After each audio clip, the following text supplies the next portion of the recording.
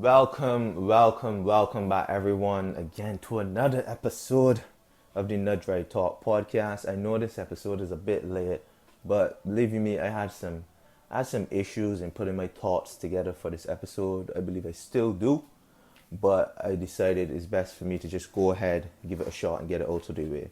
So the topic of this episode is on minimum wage, and particularly about, is it still relevant? Is it still relevant? Is minimum wage still relevant? That will be the headline for this episode. And you may ask, so Nathan, why was this so hard? It's because there's so many nuances that go into it and so much different stances. But through my talking to different people and research, I've distilled that, there are basically two controlling factors into minimum wage and its effectiveness. Those controlling factors being the social aspect and the economical aspect. And depending on how much weight is given to one, you can see the effectiveness of minimum wage sway.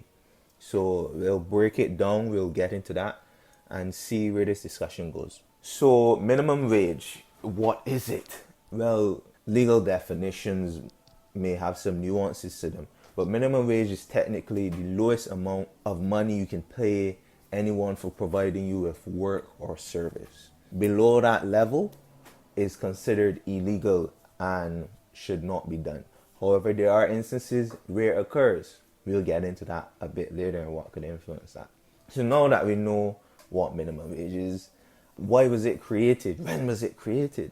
Well, minimum wage actually isn't that old. Like, I was assuming minimum wage was, from inception of economic. Minimum wage was around from 1894 in New Zealand. And it is said to be a way of protecting housewives and children from, getting abused and getting paid, as well as for some factory workers during the time, giving them some level of security from their employers just deciding, wages cut and move on. So that is, from what I've gathered, the reasons as to why minimum wage came about. I guess it was a means of protecting the lower classes, those people at the lower socioeconomic bracket, from being abused. One of the reasons that they cited it was so that workers would have enough to be able to sustain their life and a family. So you can see a heavy influence onto the social side in the inception of minimum wage, and that was in New Zealand in the 1894s when that was around. And as time passed, it spread to different parts of the world. I think in the UK in the early 1900s, in various different countries. Minimum wage isn't actually in every country in the world today. Certain countries that still don't have a minimum wage, you can look those up yourself. Around the 1930s, late 1930s, the push of minimum wage went to the Americas. So in that push of America, actually, there were two pushes for minimum wage in America. The first one shot down as being unconstitutional. And some of the reasons that it was shut down were mostly that, and this happens today, as in some of the views why people believe minimum wage should not be exist are still some of the views of old. They said that it interferes with collective bargaining between the employer and the employee, whereby they say, the employee's skill set is not worth, say, $8 an hour, but the employer will say, I'll give you $6 and you can work for me.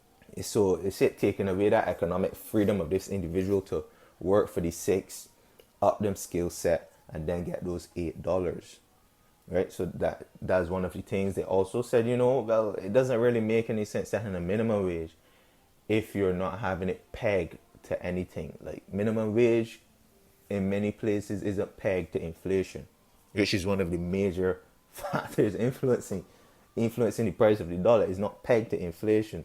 So that means every couple of years, some red tape gotta get cut. So people gotta deliberate and say how much we can increase it.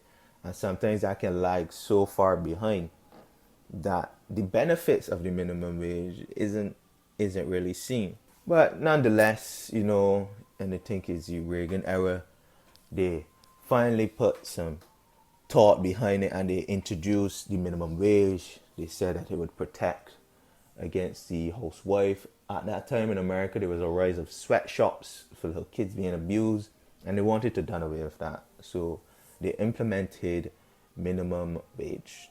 So that's basically a backstory of minimum wage, where it came from and stuff. As to how they actually created it, like what factors they looked at, I don't know, but I do know some of the factors that they look at to adjusting minimum wage in the current day. So I'm gonna speak on those in a second and see what it is. So as I said, some of the things that influence minimum wage in the 21st century, in the year 2021, would obviously be inflation, was the price of the dollar, the current standard of living, the demand for wages, productivity, what is the prevailing wage, what people usually get paid, and what are businesses able to pay. So let me break that down now into the benefits for and against minimum wage. And how should I say this?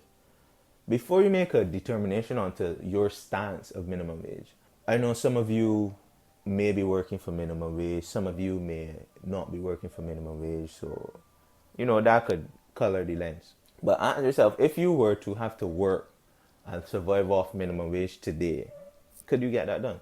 In my situation, hell no, I could not work off of minimum wage and survive in the country that I live in, Barbados. And I don't think many people could survive off of minimum wage in the country that they live off of. Well, probably barring New Zealand, I don't know their cost of living, but their minimum wage is now $18 an hour, my guy. So from a social aspect, we can obviously see why there should be a minimum wage, in that it protects the lower bracket from being abused by employers. Because although people will say, "Oh, it stops collective bargaining," nah, we don't we don't deal with that in the modern age. We deal with profitability.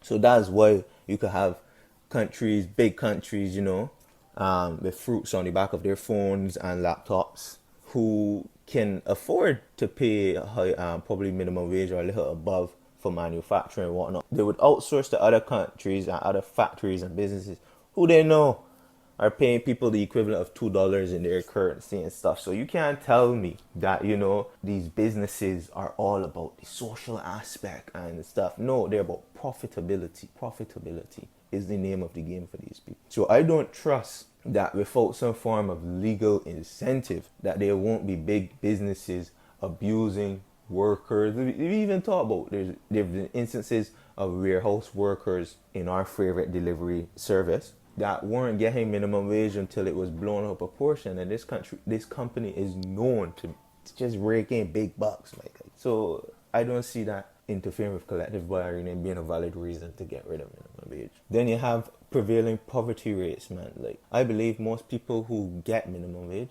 are below or at the poverty line at best. Because when you got factoring things like rent, transportation, food, there's got one, and utilities. I know in my country, Barbados, that minimum wage in rent destroying you instantly. You best have a good little shed park out next to that street corner and vibes in, because you ain't affording no housing. Like no housing you affording on minimum wage like that day.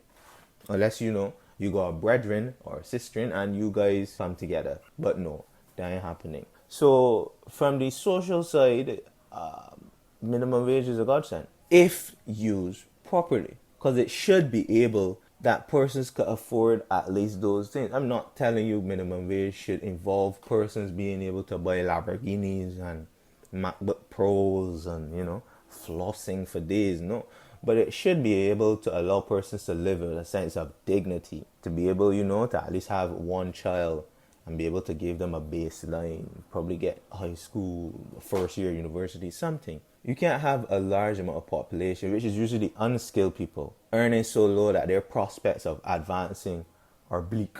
That's going to turn into a bigger social issue when these people realize, man, I could sell this gram and get so much more.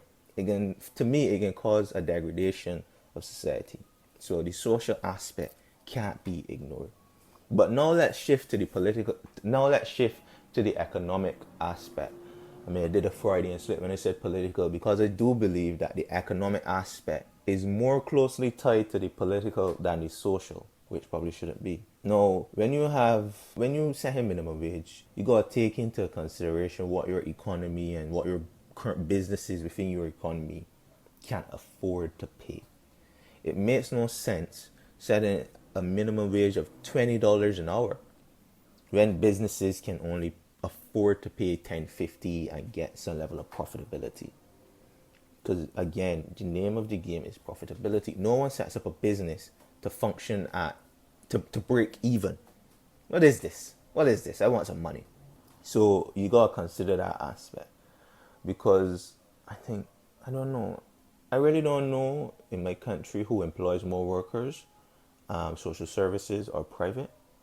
But I do know that the private economy is a big part of any economy. So you can't alienate that side of the economy. And more often than not, private has more money because they operate on a profit basis. Whereas social services or government, they're just expenditure. They hardly do things to earn money, besides taxing you to oblivion.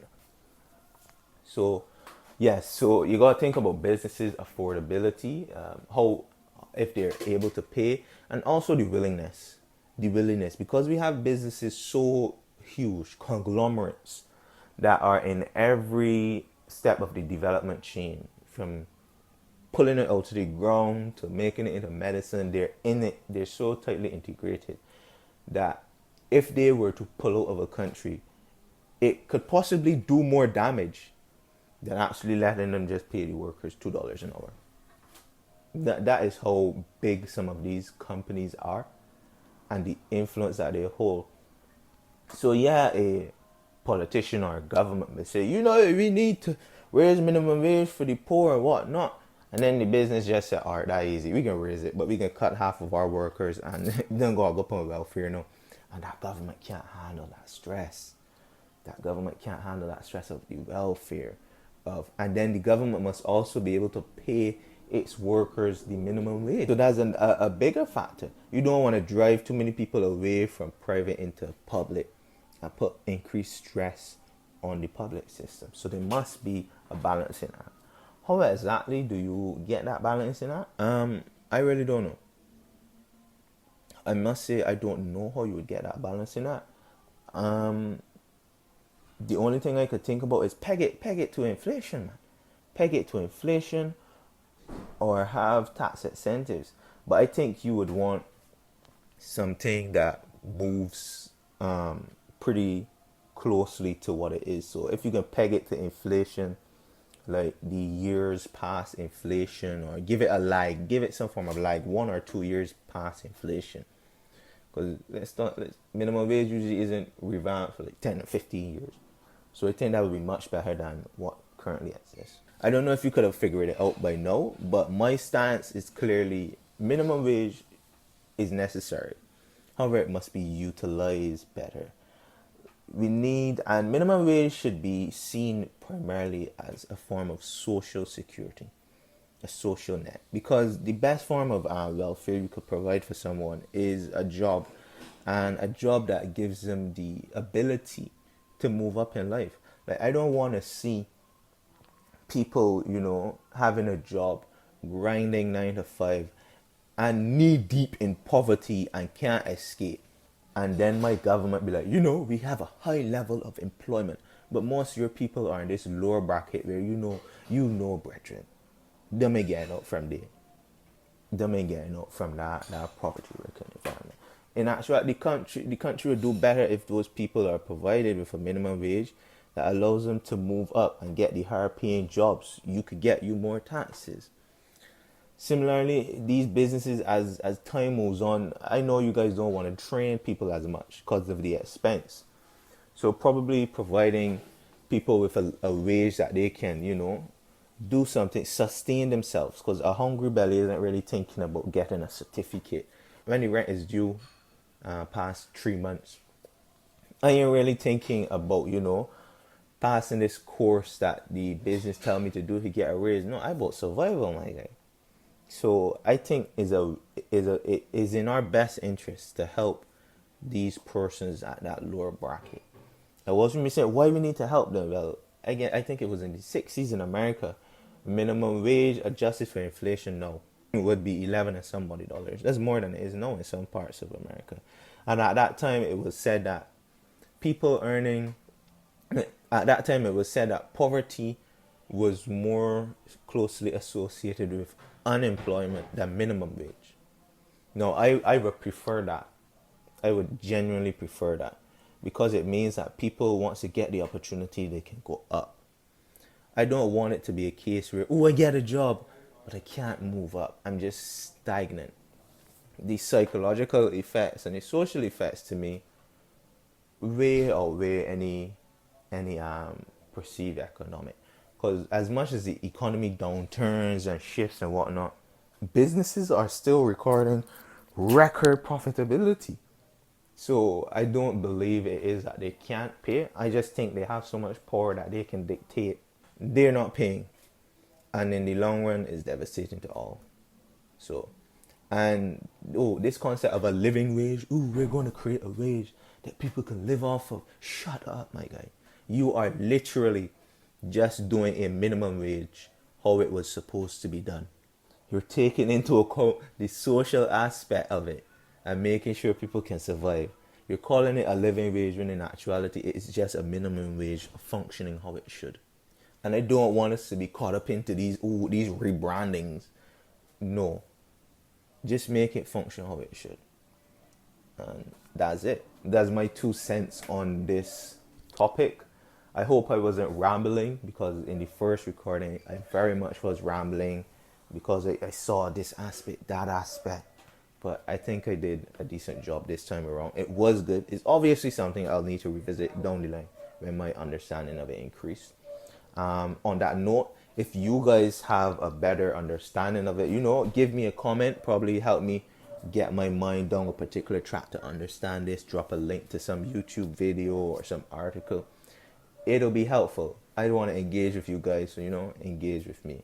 But until then, everyone, the next episode, hopefully in 2 weeks' time. Haven't decided what the topic is going to be on. But stay safe and have a great day. This has been another episode of the Nudge Right Talk podcast.